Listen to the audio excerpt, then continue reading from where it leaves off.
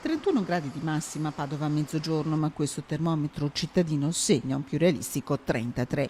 A Feccaldo Africano stanno invadendo la città e siamo solo all'inizio. Al via i rimedi fai da te che partono dalla tavola.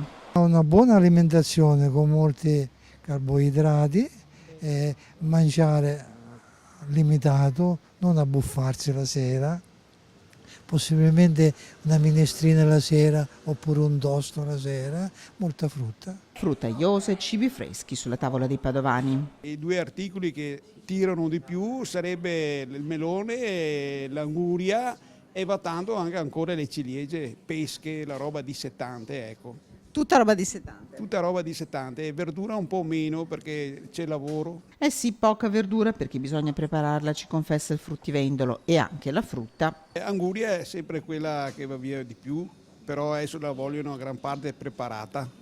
Ah, qui, e lei come la prepara allora? Noi la mettiamo nelle vaschette.